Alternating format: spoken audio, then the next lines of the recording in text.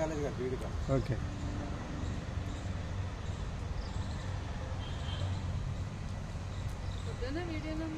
Photos ఒక video కూడా తీసేయి. చిన్న వీడియో లాస్ట్లో యాడ్ చేస్తారు అన్ని.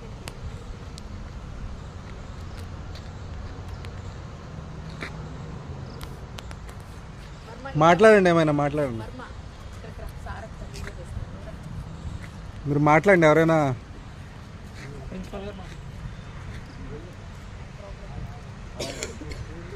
వరల్డ్ ఎయిడ్స్ డే సందర్భంగా ఈరోజు శ్రీ వైఎన్ బీఈడి కాలేజీ నుంచి ట్రైనింగ్ పొందిన టీచర్లు, ఫ్యాకల్టీ కలిపి ఈ లెపరసీ హాస్పిటల్ నందు సందర్శించడం జరిగింది.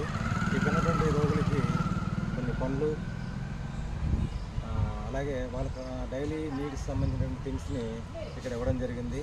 అలాగే విద్యార్థులందరూ కూడా అక్కడ ఉన్నటువంటి రోగుల యొక్క పరిస్థితిని చూసి సమాజంలో ఇటువంటి రోగులు ఎవరన్నా ఉన్నా కానీ, లేకపోతే ఇటువంటి పరిస్థితులు ఉన్నటువంటి పిల్లలు కానీ, ముఖ్యంగా హెచ్ఐవి ఎయిడ్స్ సంబంధించినటువంటి పిల్లలు కానీ ఎవరన్నా ఉంటే ఇక్కడ హాస్టల్ ఫెసిలిటీని ఇక్కడ ఏర్పాటు చేయడం జరిగింది. ఆ హాస్టల్ ఫెసిలిటీని కూడా ఉపయోగించని చెప్పి సిఇఓ గారు ఇక్కడ మాకు చెప్పడం జరిగిందండి. సో అదే విషయాన్ని విద్యార్థులందరికీ చెప్పి మీ ఊళ్ళల్లో కానీ, మీకు తెలిసినటువంటి బంధువుల్లో కానీ, మీ చుట్టుపక్కల ప్రాంతాల్లో కానీ ఎవరన్నా ఇటువంటి ఎయిడ్స్ పేషెంట్లు కానివ్వండి, లేకపోతే ఎయిడ్స్ బాధపడినటువంటి పిల్లలు కానివ్వండి, అలాగే లెప్రసీ బారిన పడినటువంటి పెద్దలైనా సరే ఇక్కడ ఉచితంగా మందులు ఇవ్వడంతో పాటు ట్రీట్మెంట్ చేయడం జరుగుతుంది.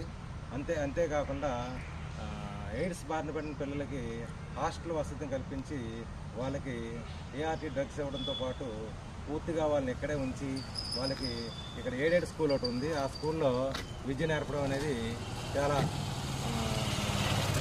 మనందరం కూడా చాలా గర్వపడాల్సిన విషయము. ఈ రోజుల్లో ఎయిడ్స్ పేషెంట్లన్నా, లెపరసీ పేషెంట్లన్నా చాలా వివక్షతకు గురవుతున్నప్పుడు కూడా ఇక్కడ ఉన్నటువంటి స్టాఫ్ కానివ్వండి, డాక్టర్స్ కానివ్వండి, లేకపోతే ఇక్కడ పనిచేసేటువంటి టీచర్లు కానివ్వండి, చాలా ప్రేమతోటి, చాలా ఆప్యాయతోటి వాళ్ళు చేసే సేవ దేవునికి చేసినటువంటి సేవతో సమానంగా వాళ్ళు భావించి చేయటం అనేది మేమందరం ఇక్కడ గుర్తించడం జరిగిందండి. ఈరోజు ఈ డిసెంబర్ 1 వరల్డ్ ఎయిడ్స్ డే సందర్భంగా ఈ యొక్క కార్యక్రమాన్ని చేపట్టినటువంటి వైఎన్ కళాశాల యాజమాన్యము, అలాగే వైఎన్ బీఈడి కళాశాల ప్రిన్సిపల్ డాక్టర్ బి శాంతి గారికి, అలాగే నా తోటి అధ్యాపక మిత్రులకి, విద్యార్థులందరికీ కూడా ఈ సందర్భంగా నా యొక్క శుభాభినందనలు తెలియజేస్తున్నాను. Thank you sir. Leprosy and AIDS hospital ఏంటంటే రెసిడెన్షియల్ అనేది ఏర్పాటు చేయడం అనేది చాలా ఆనందించదగిన విషయము. ఈ రెసిడెన్షియల్ హాస్పిటల్లో ఇక్కడ పేషెంట్స్